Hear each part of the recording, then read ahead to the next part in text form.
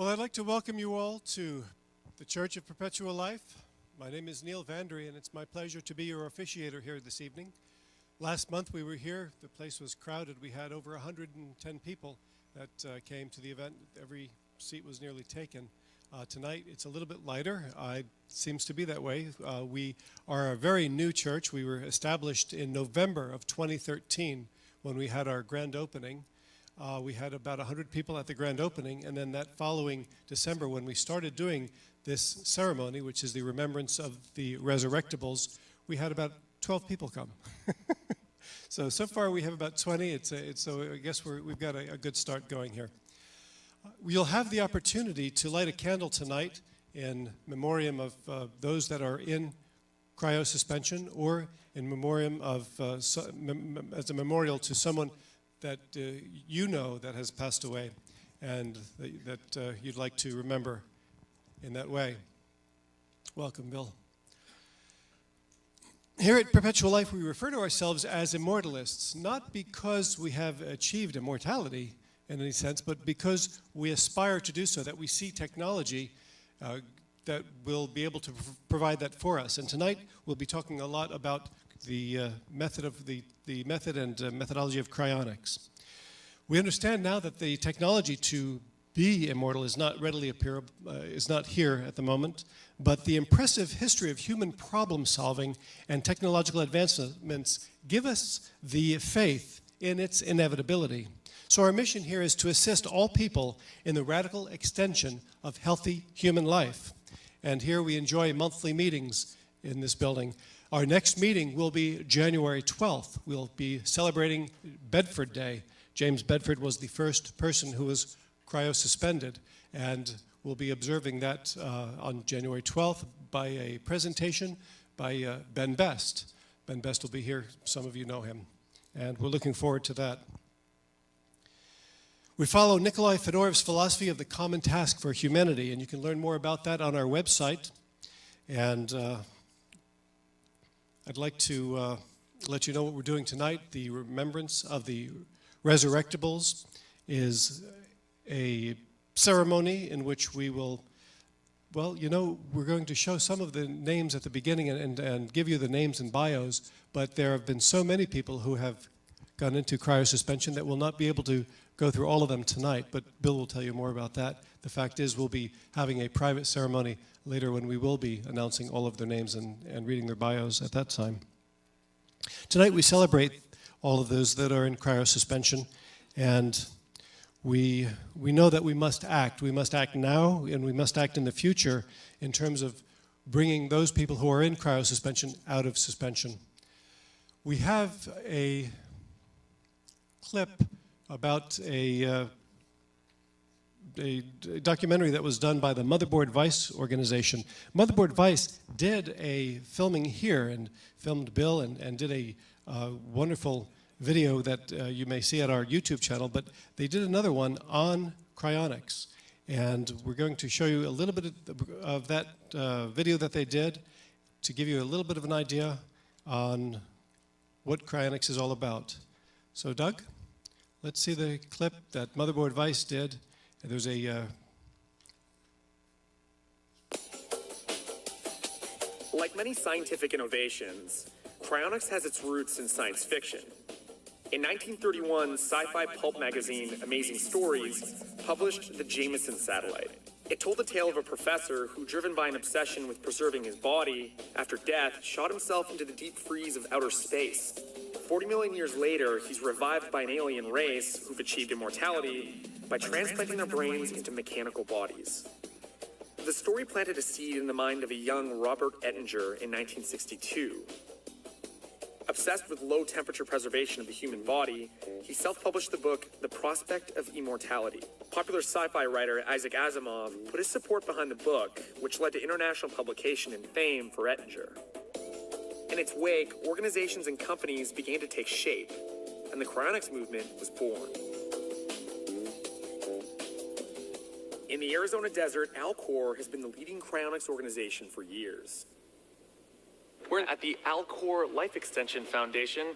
We're going to see over 130 patients who are frozen in the middle of the desert. Nice to meet you. Good to meet you. I met with Dr. Max Moore, CEO of Alcor. So this is the front office area. All the interesting stuff happens down here. Death is not something you should accept. It's not natural. It's not sacrosanct. Really, it's our responsibility to use our intelligence, whether you think it's from evolution or God-given, to solve this problem. Technology will keep improving, and that eventually we will have those capabilities to restore you. Alcor was founded in 1972. Today, it has over 1,000 members. And are these photos of actual patients? Public patients with quite a variety. As we entered Alcor's facility, it began to resemble the set of a science fiction film, complete with operating rooms, surgical gear, and vast amounts of liquid nitrogen. This is where we store all our patients. This whole area, by the way, is reinforced. We've got bulletproof glass, we've got metal plates in the walls, just to give as much protection as possible to our patients. We have 134 patients in here right now, with 4 whole bodies and several neuro patients in each one of these. We have a lot more patients coming in. The cryonics community refers to these frozen bodies as patients, because according to them, they're not really dead. They're in suspended animation, waiting to be revived. Why cryonics, or why should someone have it done to themselves? My fundamental reason for wanting to do cryonics, if all else fails, is that I like living, and I see no reason to accept an arbitrary limit to that. Cryonics is an extension of emergency medicine, the way I see it. It's people who stop breathing, their heart stop beating. When you've done the best you can, there's nothing more you can do with today's medical technology. Give them to us. We're going to protect their cells as well as we can and just drop them to a very, very low temperature. They can wait then for decades or even centuries if necessary until technology has reached a level where it can repair the damage done to them by the aging process, by the disease itself, and by the cryonics process. I met Aaron Drake, Alcor's medical response director, who explained to us how this operation works. How many times have you done this procedure? Alcor's done this 134 times. I've been involved in 49 of them. And this is where it would happen, right? Right here. The body would be right in there. Yeah. Could I go inside of that container? You could. All right, let's get into this thing. Oh, There you go. That's not so bad. As Aaron secured the lid, I gained a first-hand view of an Alcor patient. don't do that. The guiding principle of the preservation process is called vitrification, a procedure intended to prevent our bodies from freezing and our cells from crystallizing.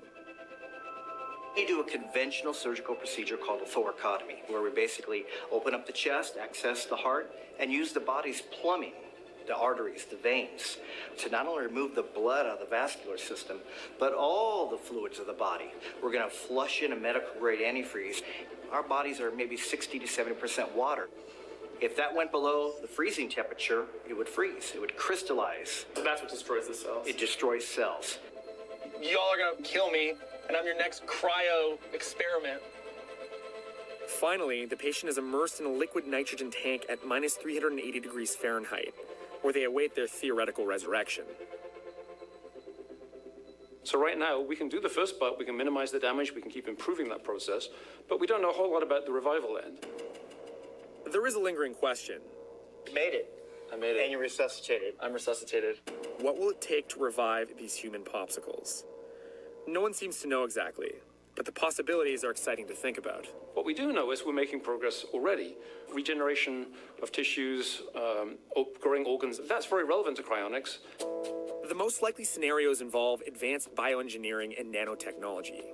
We can certainly envision nanoscopic repair devices that can go into cells, and those are on the drawing board. It doesn't violate any laws of physics. We just can't build them right now because they're very tiny devices. These are treatments using nanorobots and synthetic enzymes that can fix and regenerate tissues, literally coding and reprinting new DNA to help create healthy cells. The enzyme then cuts the plasmid at this specific point, allowing a new piece of DNA to be inserted. Reanimating a cryopreserved body requires not just the repair of vitrified tissue, but also the healing of whatever illness or condition contributed to the patient's death in the first place. Malignant tumors, diseased arteries, dementia. Cryonicists are counting on cures for these kinds of illnesses before they attempt to revive their patients. How long do you think it's gonna be? What's your bet? What's your ballpark? Everybody wants to know, when will patients come back? There really can't be an answer to that question for a couple of reasons, and I'll just give a very fuzzy answer, okay? I'll say it could be between 30 years, extremely unlikely, and 150 years. Now, there really isn't an answer because different patients will come back at different times.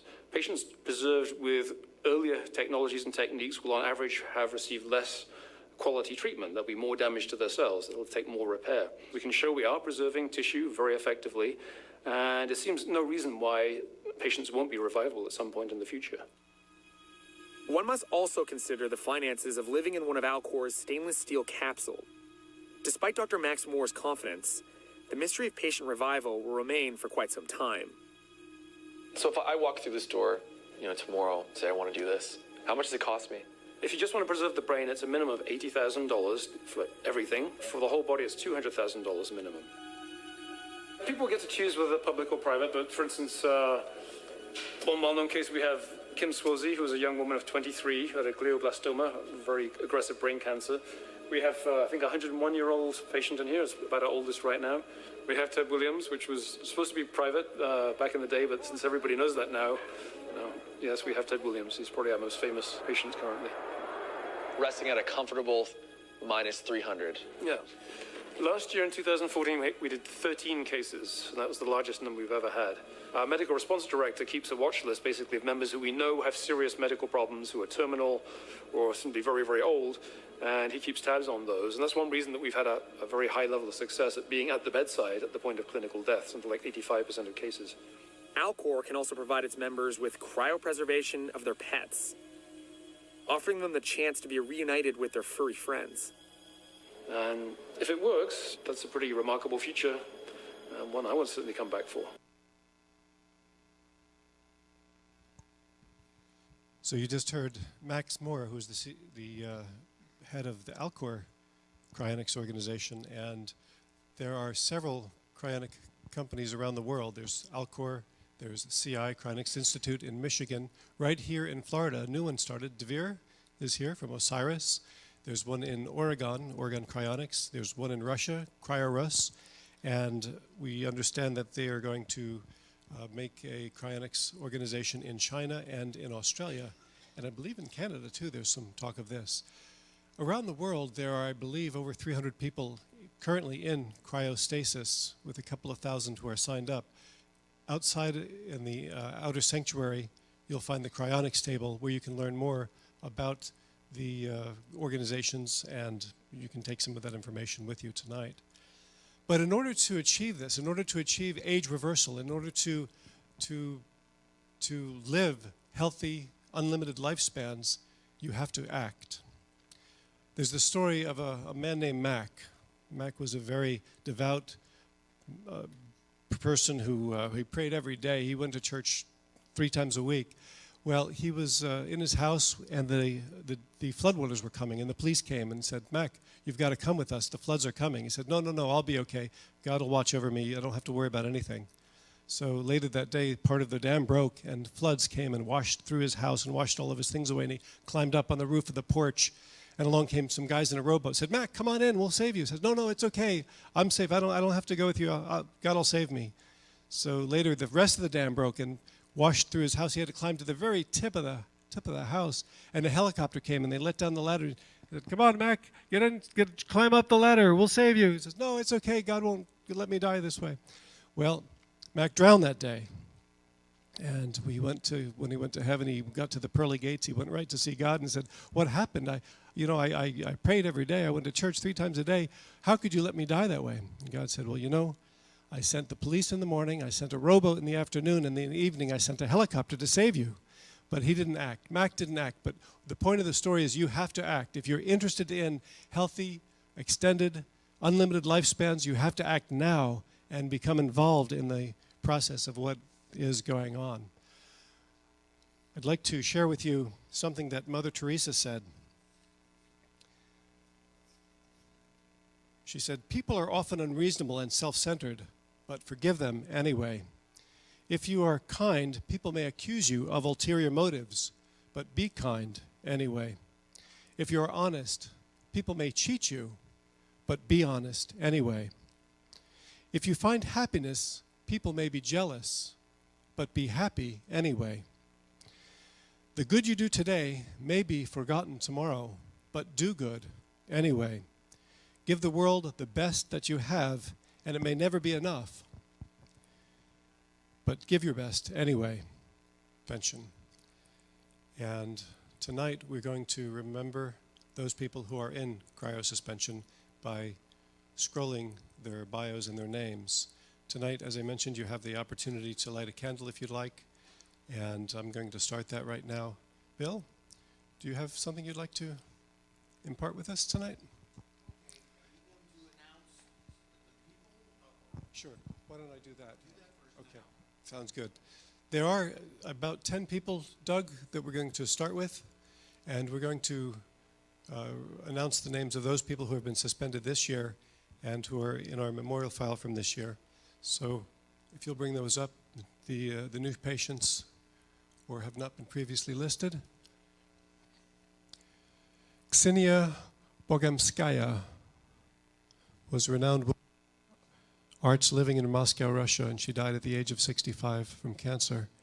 She became the 15th patient at CryoRus, and she is new to our list this year. David Christensen, born in Nevada in 1971, wanted to see a brighter future and hoped to reach it through biopreservation. He was active in cryonics movement for many years and had been signed up with Alcor. Financial difficulties caused him to switch and signed up with the Oregon Cryonics in 2014. And he moved to Oregon to increase his chances for good preservation, and he became a patient of immersion fixation at Oregon Cryonics in October of 2016. Cecilia Lubay lived in Siena, Italy. She became the 51st patient at CryoRus in April 7th of this year.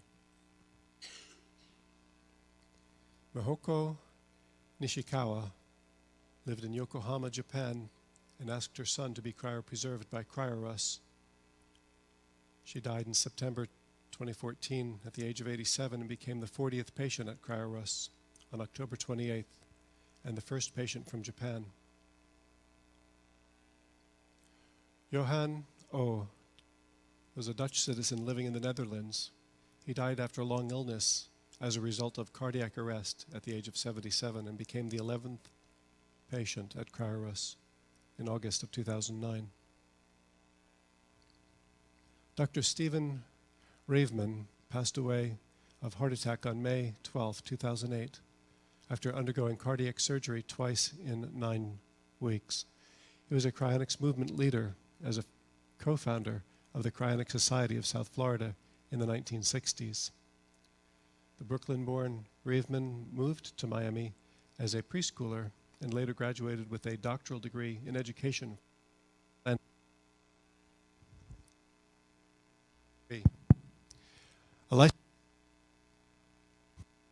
Raveman, excuse me. Take this mic. I'm on this mic, Doug.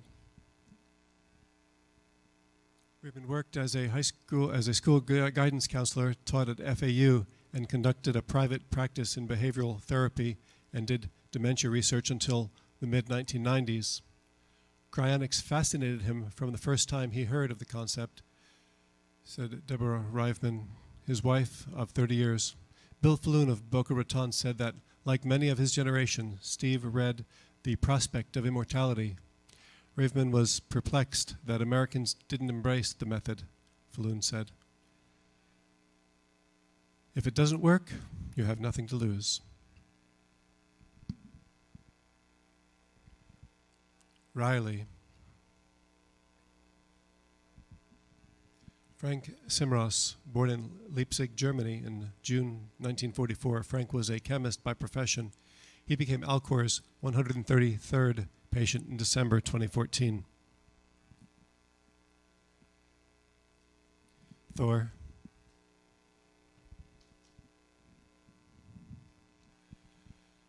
In memoriam of friends and families of the church or other notables that have not been preserved. Mikhail Voronin. We will never forget our good friend Mikhail Voronin, says CryoRus. Mikhail was an engineer and staunch immortalist, cryonicist, and even deputy director of the Foundation of Radical Life Extension. He signed a contract with Cryo-Rus and paid for the service. He confirmed his desire to be cryopreserved in his will, made before witnesses, and further recorded a video of the will. In a case of the hostile wife phenomenon, his wife had the body removed from the hospital after Mikhail died of cancer. Cryo-Rus fought against the wife of Voronin and the bureaucracy and the court. Cryo-Rus was never able to take possession of the body, and it was cremated. Robert Bobby Lloyd Wardell. Bobby was born in Providence, Rhode Island, and he died of prostate cancer in September of 2010 at the age of 58 in Deerfield Beach. As a young man, he trained as a boxer, and later he worked as a groom for horse stables. Then he became a furniture mover for 40 years, during which time he traveled to the United States extensively. He was the longtime partner of Douglas Baldwin, forever in our hearts.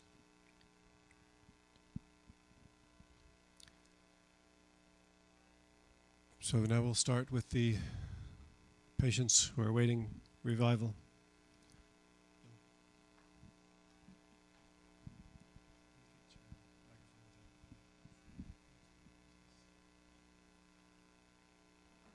This church was founded in November 2013.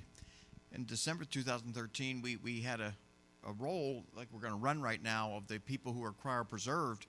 What's happened is cryonics has become rather popular compared to the first 40-some years. And if we were to read the names of everyone who is now cryopreserved, it would simply go on too long. And if we were to continue doing this, we'd be here literally all night long. So we're going to have private services where we will speak the names and discuss these people, because they were all just like you and I. I mean, tonight we're going to go downstairs and have some drink and good food, and we're going to socialize. Well, those people, they would have been here tonight had they still been alive. And we pay tribute to them, and we memorialize them at this particular service. Now, Larry King is a very interesting individual. I went on his radio show when he had his talk show in Miami back in 1978. And he was very enthusiastic about it even before the show started. He asked me all kind of questions about it, and then I would talk about it, and people would call in and ask the usual questions.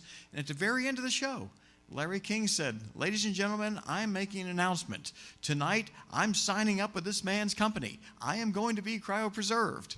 Now, that was back in 1978, and he never signed up. Lots of decades transpired.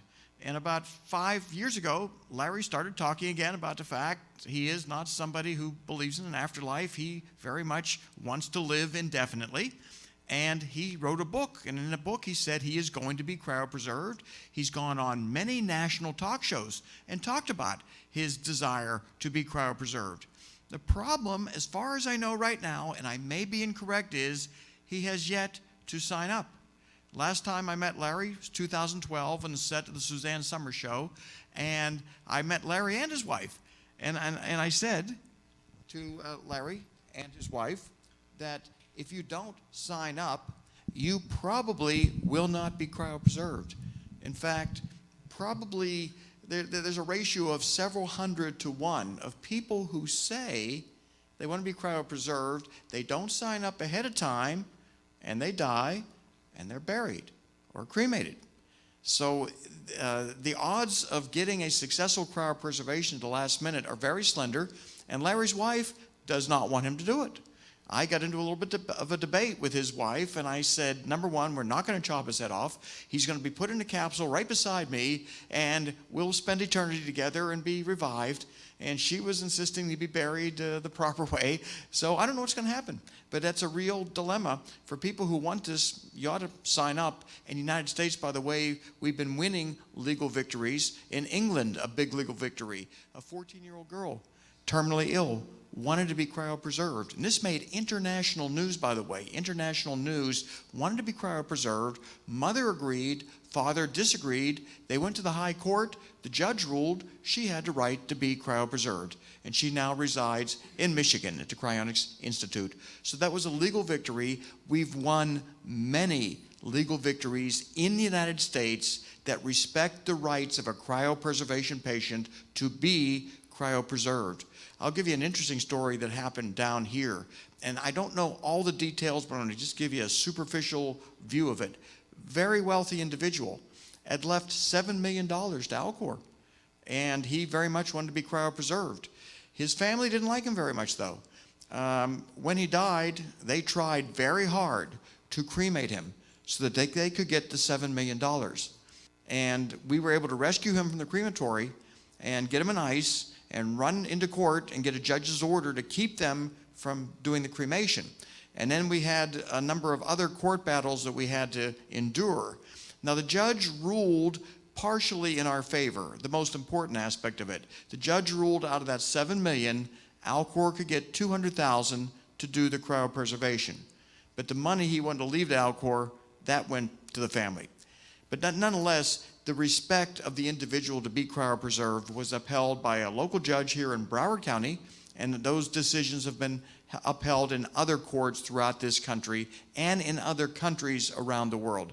That situation occurred in Russia, a tragedy, but Russia is somewhat known for not having a consistent judicial process, to say the least, so that could have gone either way, that particular decision. These people, as I said, I've known many of them, by the way. I've had dinner with them. I've spent time with them. These are individuals who enjoyed life. They didn't want it to ever end, and they made their prearrangements for cryopreservation, and they were able to see it be fulfilled via Alcor, Cryonics Institute, or the many other organizations that are now setting up. To put the status of cryonics in perspective, let's go back to the early 1980s. That wasn't that long ago.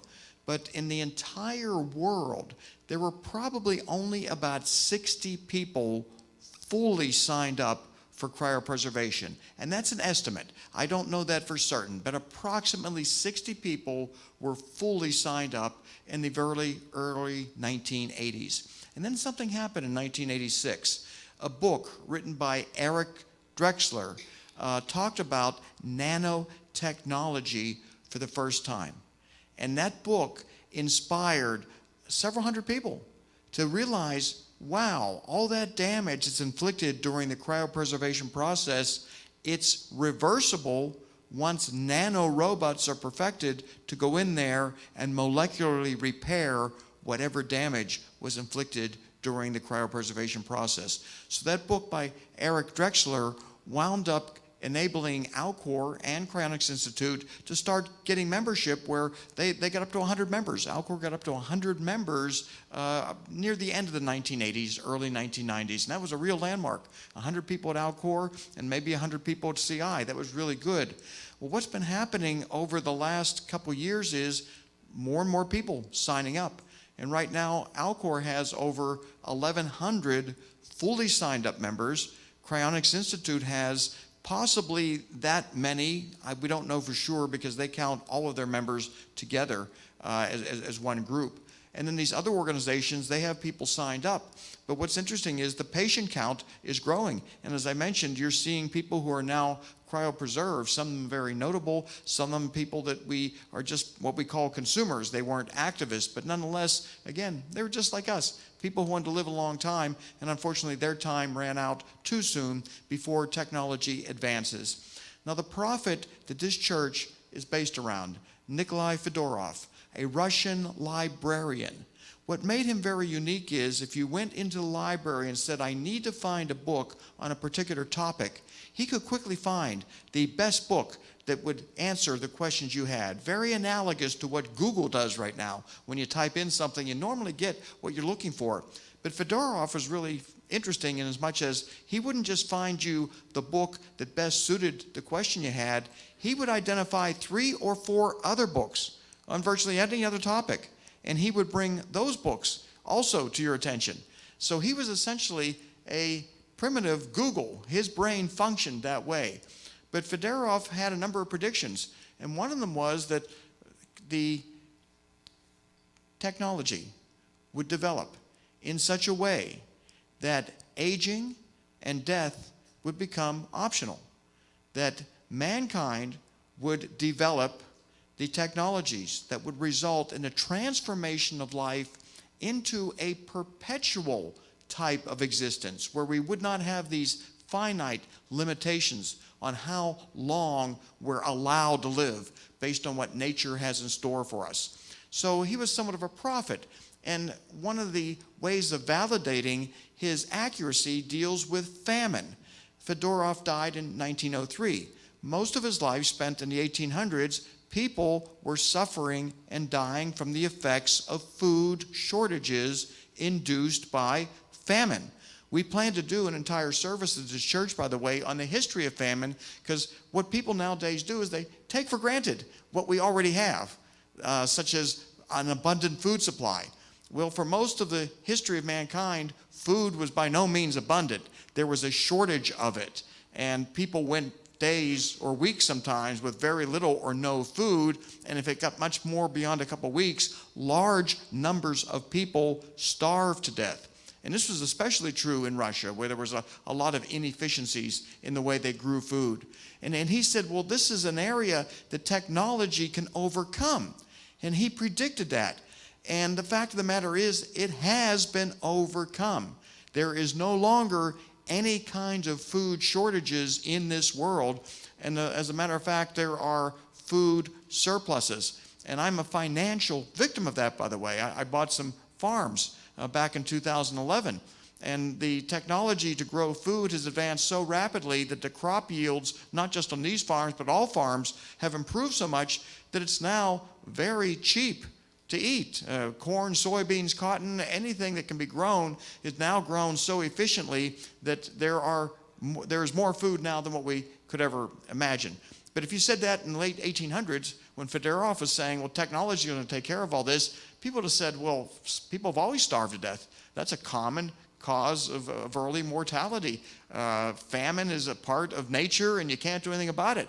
Well, guess what? We overcame nature from the standpoint of being able to grow sufficient food so that nobody in this world has to starve, other than for those geopolitical reasons where the food is intentionally cut off. There's no technological limitation to how much food this world can produce. So that was one of the prophecies that Fedorov elucidated, and it's turned out to be accurate. And his other prophecy that dealt with the horrors of war and how ridiculous war was. And he was a proponent of eradicating that method of resolving disputes. And you look at from 1903 to the present, and you look at the horrendous toll that warfare has inflicted on mankind, and you realize just how prescient Nikolai Fedorov was. And I'm looking forward, I hope, to war eventually being a relic of the past, just as much as going out and having a gunfight is something we don't do anymore to settle a dispute.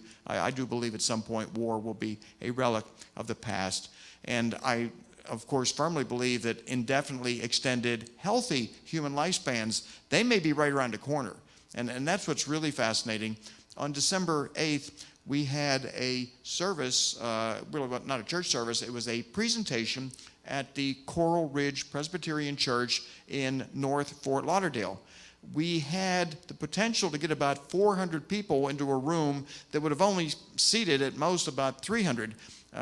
We were fortunate that a lot of people just didn't show up who made RSVPs. That happens sometimes. But we had about 300 people, and we put on a presentation about a protocol we're trying to put together where we will be able to fund specific research projects aimed at inducing biological age reversal in human beings.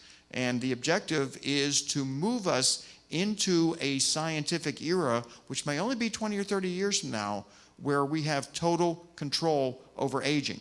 People no longer die of aging, in other words, in 20 to 30 years, just like no one has to die of famine, and no one has to die of smallpox any longer. Aging will also be cured.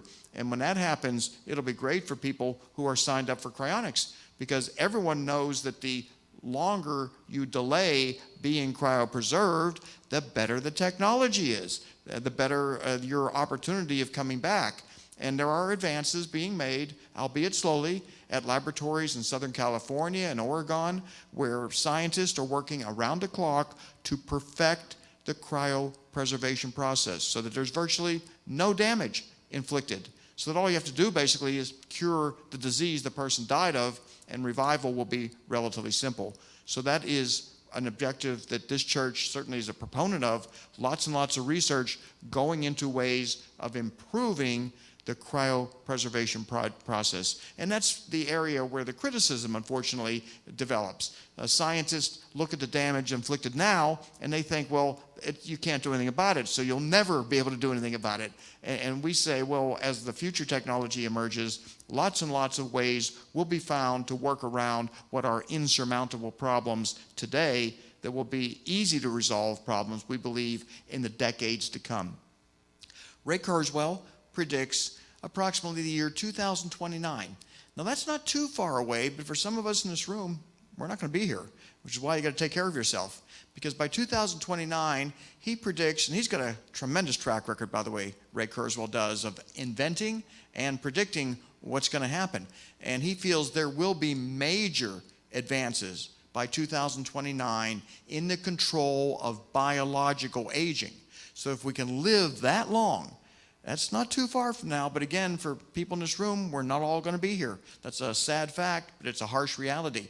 If we can make it to 2029, technologies to reverse biological aging should be developed, and that will then enable us to move to the year 2045. That is when Ray Kurzweil predicts the singularity will manifest, where man and machine will merge, and we will become immortal.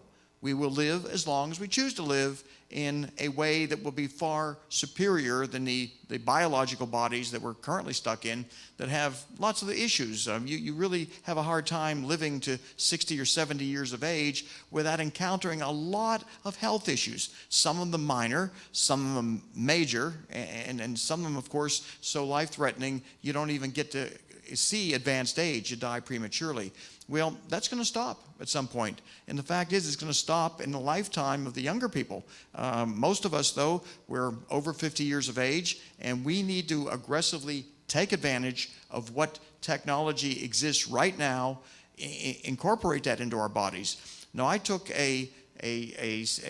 what would they say, an aging biomarker test that looked at a wide range of blood markers in my body and blood pressure, height, weight, that sort of thing. I'm 62 years of age, and this test came back saying that I'm biologically 37 years of age.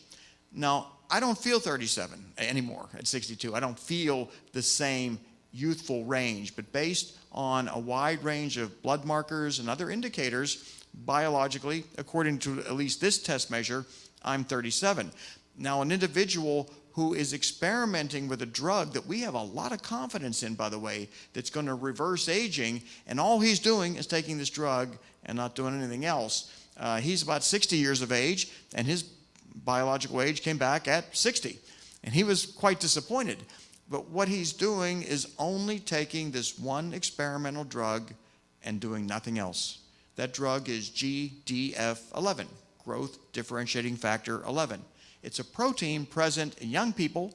It disappears as we grow older. By injecting it into older people, we've been able to document systemic age reversal. A side effect of the drug is your youthful, ravenous appetite returns. So all the people taking GDF11 are hungrier, and they're eating more, and they're putting on weight. And I warned him about that in August at the RADFest, 2016, RADFest. I said, gentlemen, you've got to do something to curb your appetite, or you may offset the benefits of GDF11 by virtue of the fact you're eating too much and putting on too many pounds. So this is something I'm going to work with this group on to get them to restrict their calorie intake, because unfortunately they're getting good benefits from GDF11. Arterial stiffness, just one of the measures, improved by 37%. And for those who don't understand what happens when we grow older, our proteins glycate. We develop what's known as AGEs, advanced glycation end products, in which our proteins become dysfunctional. And if you wonder why your blood pressure goes up as you go older, it's because your arterial system becomes inelastic. And the GDF11 has improved the elasticity by 37% in people taking this GDF11. When they give this, by the way, to old animals, the old animals grow younger.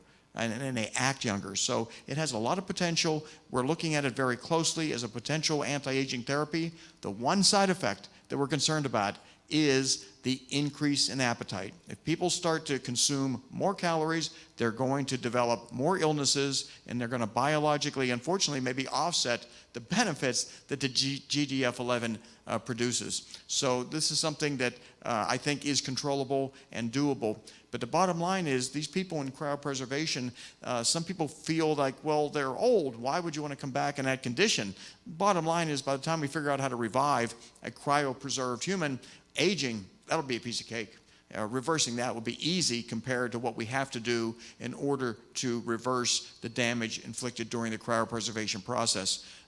What the people who understand the nanotechnology explain very well is that in the process of reviving a cryopreserved patient, they'll be made younger in that process through those nanorobots that can circulate through their body in various means. So there's a lot of room for optimism, and the good news is, again, 1980s, you had very few people who were signed up for this and not a whole lot of interest. And right now, there's a lot of people who want to be cryopreserved, but like Larry King, they don't make the financial and legal arrangements. And when you don't do that, you risk a lot. You risk a lot. If you're going to count on your business associates, which Elvis Presley did and Walt Disney did, neither one of them was cryopreserved. When Elvis died, his business associates called the Cryonics Institute, and they said, Elvis has died. He told us if something ever happens to him, he wants to be cryopreserved. Well, business associates don't have any legal control over your dead body. It's your next of kin. Wife, children, who's ever the legal next of kin gets to decide what happens to you unless you've made prior arrangements. So with Larry King, if he does not get signed up, I'm rather convinced his wife will not allow the process to occur. And I've communicated with him many, many times. He continues to say he's going to get it done. And I'm not faulting him any more than any of the other tens of thousands of people who say, this is a great idea, I'm going to have that happen. Now, the OSIAS group, they have a program. It's expensive, but you don't have to pay any dues. They're here in Miami. They haven't been, vetted yet thoroughly by my standard, but nonetheless, they've got a facility that they'll take last-minute cases. You can call them up and pay them a lot of money, and they will cryopreserve you. And I hope I can work with them in a way to set up trust funds to make sure that the patients remain cryopreserved. For those who don't know, both Cryonics Institute and Alcor and most other groups, they have substantial money put away to continue maintaining these cryopreserved patients, and they're hoping there'll be money there to reanimate them. We question whether or not reanimation money will be made available, and one of the reasons this church was set up is to provide a reanimation vehicle, a place for funding to grow in a way that we can enable people to be reanimated in the event that the cost is very high. And as it relates again to Nikolai Fedorov, he called it the common task of mankind, and this is a Russian translation. We try to refer to it as a common duty that we have to ourselves and to the rest of humanity, and that is to do whatever we're able to do to develop those technologies that will result in the transformation of life into an environment of perpetual duration. And duration sounds like maybe that's too long. Well, not for me. Not for me. There's no limit to how long I want to live. I can have a good time probably in perpetuity. And for those who can't, well, you can always check out on your own. It's not an obligatory type situation. But the prophecy that fascinated us the most about Fedorov is he predicted that technology would evolve in a way to enable the bodily resurrection. That's the bodily resurrection of every single human being who's ever lived.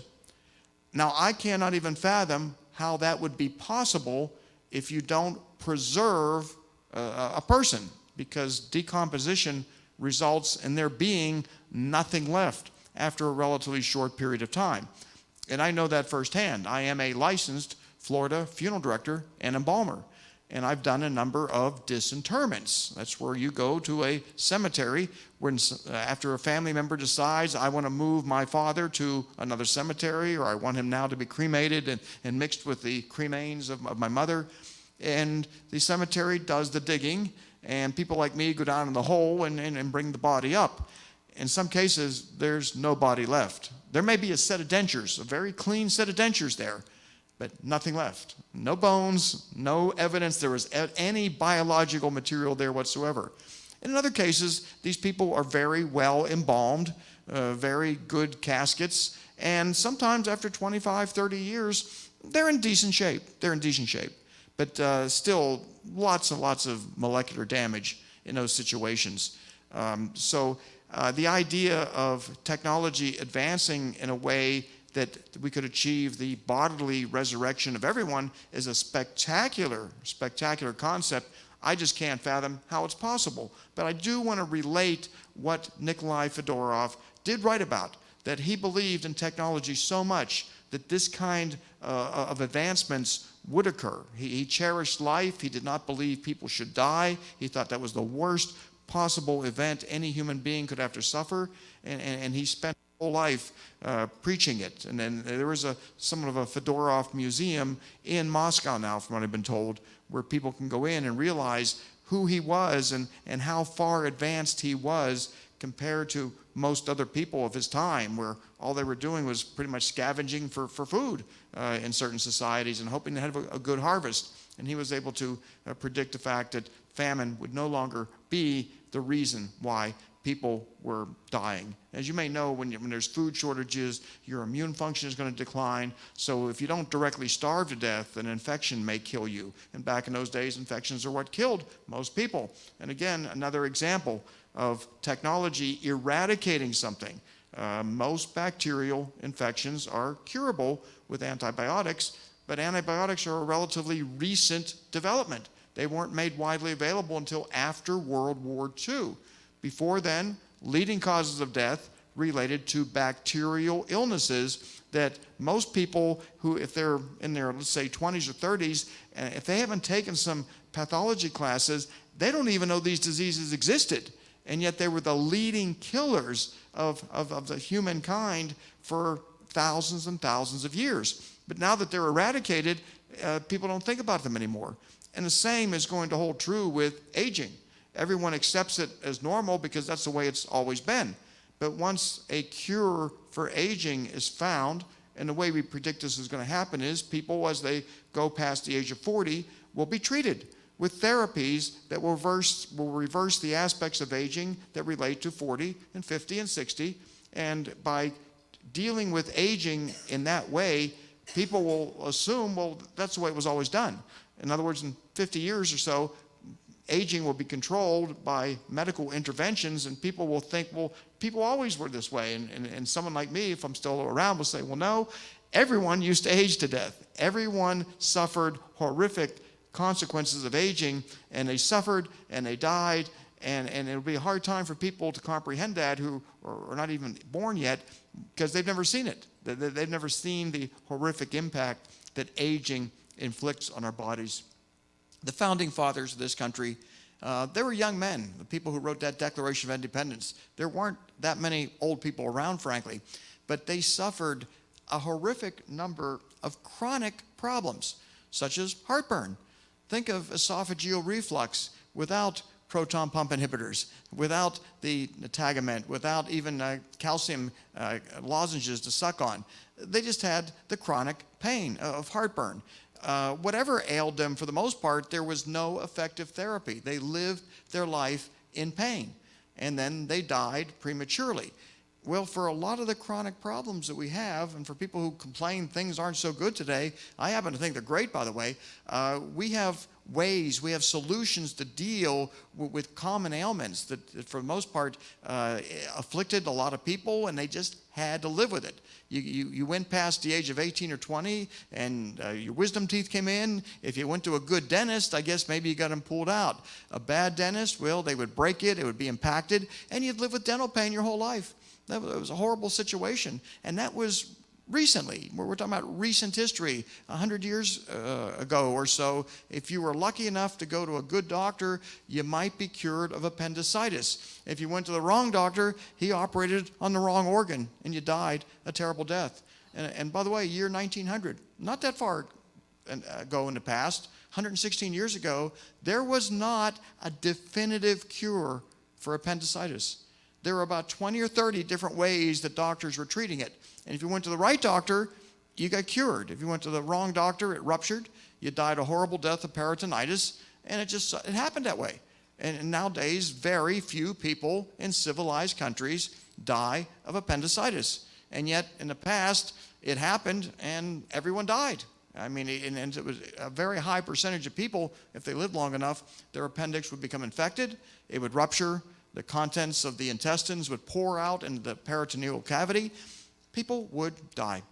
So this service, the Remembrance of the Resurrectables, this was the founding tenet of this church, by the way, was to have an annual event just to remember people who, again, just like us, who wanted to live, but their lifespans were cut short by disease or accident, and they had the foresight to be cryopreserved. And they look forward, if they had any consciousness, that is, of being revived, of coming back to life into a future world where technology will make it what we view to be a utopia, an absolute utopia where every problem you can imagine we face now, that will be solved. What new problems exist, I couldn't even predict. But the fact of the matter is, we are living so much better now with the climate control we enjoy. It almost makes my skin crawl nowadays to watch an old movie. I was watching a documentary last night about some very wealthy Southerners who had these plantations. They had very high net worths, and they were making money hand over fist. But they didn't have climate control back then. Think about that. They dressed up in suits because that was the attire of the day, but they were living in 80, 90 degree, hot, humid weather during most of the time. They had all this money, but they couldn't control their environment. So they were miserable most of the time. And then when a winter blast came down, they'd have to huddle around a fireplace to try to stay warm. So they probably had 10 days out of the year where maybe they were comfortable, and the rest they were too hot or too cold. And we've resolved all those problems. And I know in this church we've had some issues with air conditioners, but I believe we've got all new ones right now so that we don't have to suffer the way people did in the past. Bottom line is, a person of just moderate means today lives much better than a king or a billionaire of the past. There's a museum in West Palm Beach, the Flagler Museum, and that makes my skin crawl a little bit. You had one of the wealthiest men in the world. He built this incredible palace, but they didn't have climate control. They also didn't have much in the way of relief for heartburn. He had a lot of medical ailments, and I'm thinking, here's the richest man, almost the richest man in the United States, in the world. I mean, he built the railroads, as you know, from the Northeast all the way down to Key West. Outrageously wealthy, but he died. I can't remember how old he was, but he suffered the last several years of his life, so his home really wasn't as impressive to him as it is to me, where it's now air conditioned and you walk through it and you say, this is a nice place. Shame he wasn't able to enjoy it more and able to enjoy it longer. And that's another aspect when you go and visit these old mansions. You realize that these people worked and put a whole lot of time and effort into building a palace to live in, but then they didn't live very long after that structure was put together. The structure's still there. Lots of people are enjoying it, except they're not around anymore. So when it comes to cryonics, often there's successful individuals, and they're at the pinnacle of their career, and they're diagnosed with a terrible illness. If they don't choose cryopreservation, they've spent a long time preparing to make themselves very successful, and they're going to lose it all. And we show sometimes slides of billionaires who've recently died. An individual in San Diego was worth $1.2 billion. He died at the age of 82 from cancer. Now, he did something unique that you don't see a lot of wealthy people do. He wrote checks totaling $110 million to fund cancer research, hoping it would save him. And he also gave interviews about the fact that at the age of 72, he owned 7,000 apartment buildings, by the way, in Southern California, mortgages probably paid. He said, at my age, I'm making more money than I've ever made in my life, but the money means nothing. When you're undergoing chemo and you're being told this chemo is only palliative, it's not going to cure you, you're going to die, so you're watching your bank account grow while your body slips away. So the 1.2 billion, well, that's still there in someone else's pocket, but he's not. He's not. And I'm trying to use these analogies to persuade people that if you have more money than what you need to secure yourself and to make sure you have adequate medical care, way more money than what you need, put a tiny fraction of that into medical research. And I'm not talking about just donating to a conventional charity, because they don't often fulfill what your objectives are. I'm talking about strategic donations or strategic investments aimed specifically at a project. One of the projects that a group that I have founded is funding right now is at the City of Hope Hospital in Southern California. We are seeking to extend the lifespan of terminally ill pancreatic cancer patients.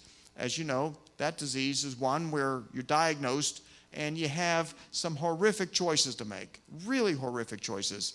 I mean, glioblastoma kills more people, but there's so little that can be done about it that the choices really aren't that difficult. With pancreatic cancer, they may give you the option of a Whipple surgical procedure. And this is where they will remove your pancreas, a portion of your stomach, spleen, liver, esophagus. They basically do an autopsy on you while you're alive, remove a lot of your organs, and it gives you a 5 to 10% chance of surviving for 5 years.